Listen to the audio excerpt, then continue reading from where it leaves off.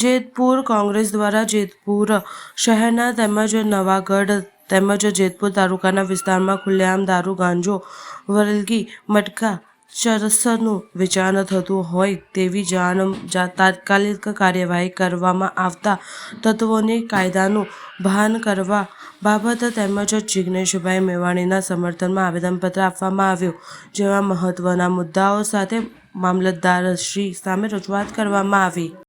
નામ હાર્દિક મકવાણા, ગામ મારું પેટલા. અત્યારે યુથ કોંગ્રેસ પ્રમુખ છું. અમારા ગામની અંદર બેફામ દારૂ વેચાય છે. એક અમારા મંદિર છે, મંદિરની બાજુમાં જ સીધું દારૂ વેચાય છે અને શેરીએ ગલી આમ જોઈએ તો 4-5 જગ્યાએ અમારા ગામની અંદર દારૂ વેચાય છે અને 20 યુવાનો, અત્યાર લગીનમાં 20 યુવાનો જે સગીર વયને, એમાં ઘણા સગીર વયના હોતી હતા, એવા મૃત્યુ પામ્યા છે. તો આ દારૂ પ્રદૂષણને લીધે અમારા ગામને બહુ જાજુ ભોગવવું પડ્યું છે અને હવે તો ધીરે ધીરે કરતું એવા સમાચાર આવે છે કે ગાંજો હોતી ગામની અંદર વેચાય છે. તો એમ જોઈએ તો પેટલા ગામની અંદર એક જંગલરાજ થઈ ગયું છે. એમ કોઈ કહેવાવાળું જ નથી. પોલીસવાળા આવે, હપ્તો લઈને વ્યા જાય. મારું નામ તો સિંગલ કુશલ દિલસુખભાઈ, ગામ જૂની સાંકડી, તાલુકો જેતપુર.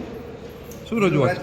અને મારી રજૂઆત એ જ છે કે જૂની સાંકડીમાં બેફામ દારૂ વેચાય છે. સાહેબ કોઈ પગલાં લેતા નથી. જેવી રજૂઆત કરી કોઈ એનું રિઝલ્ટ આવતું નથી. એમ કહે છે કે ઉપર ફરિયાદ કરો. એકવાર તો મેં એસપી સાહેબને પણ રજૂઆત કરેલી હતી, પણ એની કાંઈ રિઝલ્ટ આવ્યું નથી.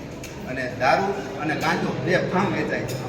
એ દારૂના કારણે હમણાં અમારે 3 થી 4 યુવાનો પણ એમાં ગુમાઈ ગયા અને કોઈ એની રિઝલ્ટ આવતું નથી. મારી એટલી જ માંગ છે કે દારૂનો આડા બંધ અને કડકમાં કડક કાર્યવાહી થાય.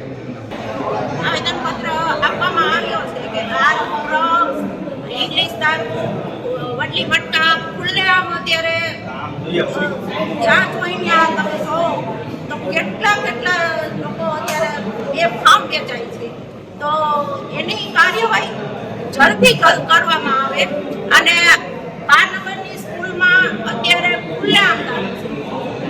કઈ જગ્યાએ 12 નંબરની સ્કૂલ કઈ જગ્યાએ આવી? નવાગઢ ચોકડી પાસે.